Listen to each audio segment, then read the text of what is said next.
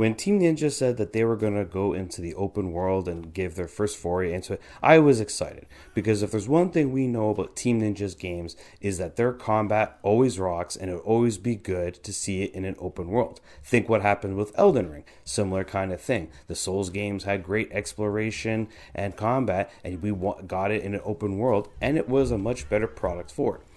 Unfortunately, Team Ninja decided to take inspiration from Ghost of Tsushima and Assassin's Creed, but only took the combat from the best part of it, and everything else was the worst part.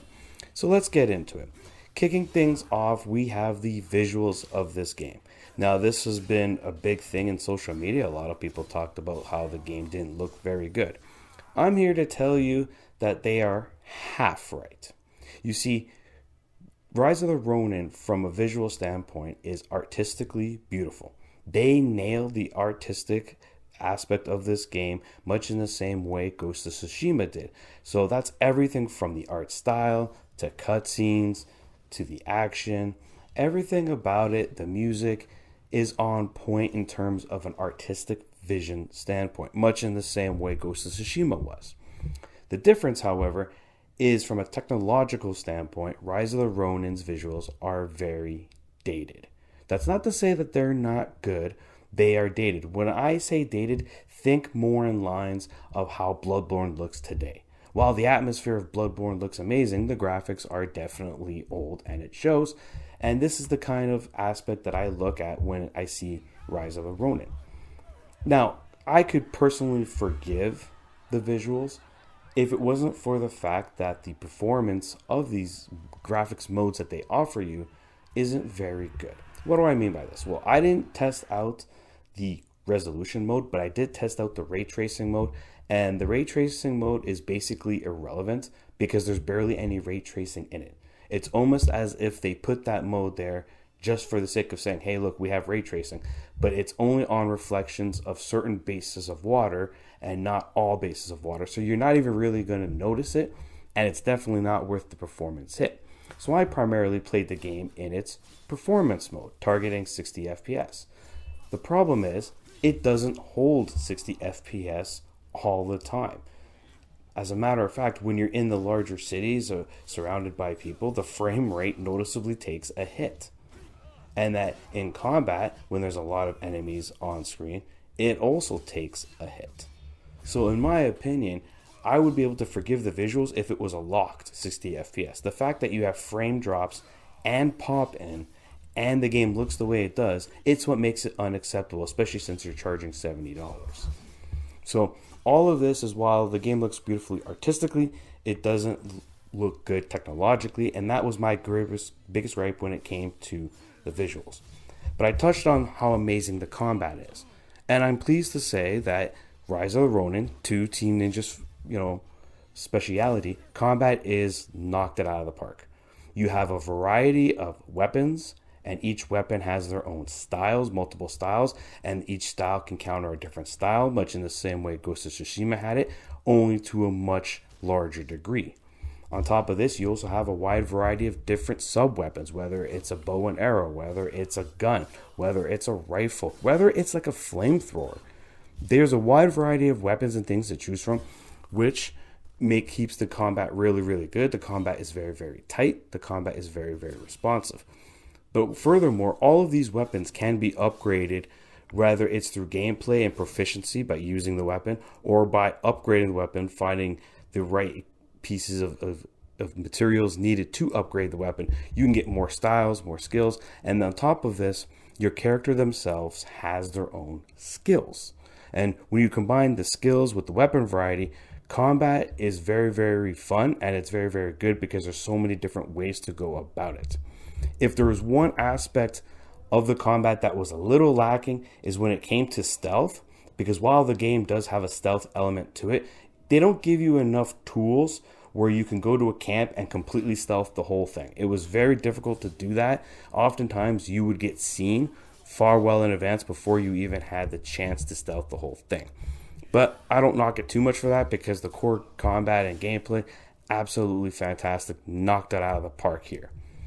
When it comes to the open world aspect, this is where the game drops the ball and it's too much like Assassin's Creed. Your map, for example, has many, many icons and things loaded all over it for you to follow and just go along with it.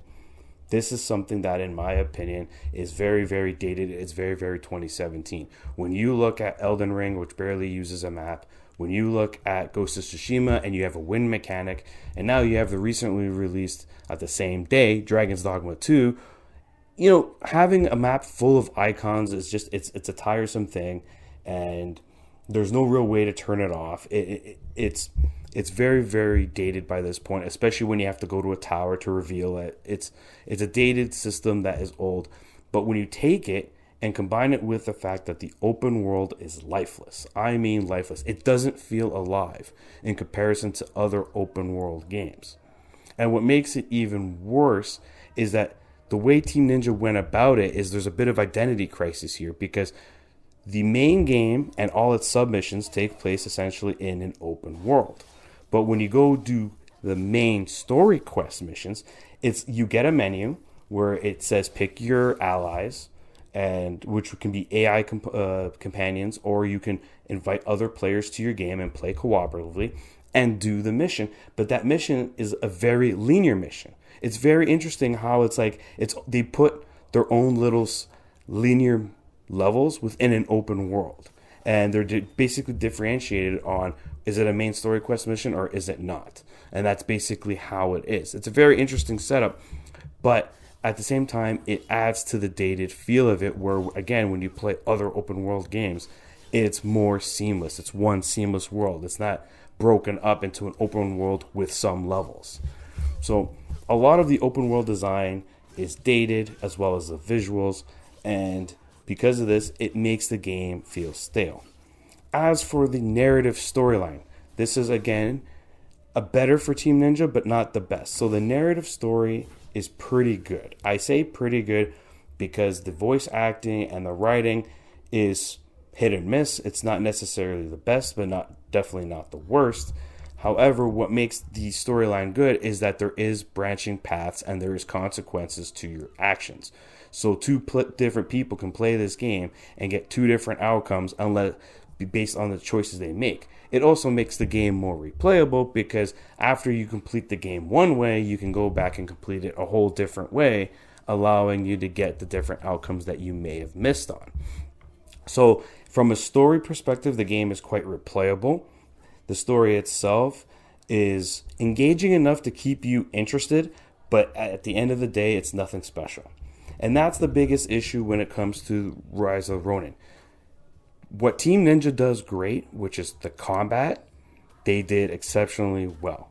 But when it comes to world building, level design, this is an area where they tend to lack. Well, it lacks in this game as well. And combine these two things with the technological limitations of the engines that they're using, or the technology that they're using, it kind of feels old. But it needs to be said that Rise of the Ronin is still a good video game. Is it the best video game I've played? No. Is it one of the greatest I've played? No. It's a good video game where Team Ninja does what Team Ninja does best, set in an open world that can feel lackluster to many players. But overall, I enjoyed my time with Rise of the Ronin. I think it's overall a pretty good game. I just don't think it's necessarily worth the $70 price tag. I would actually recommend waiting it for a sale for like 20% off, 30% off, because what's here can be fun, but it will feel old nonetheless. Overall, I'm giving Rise of the Ronin a 7.5 out of 10. This is Veteran Gamer, and I hope to see you guys next time.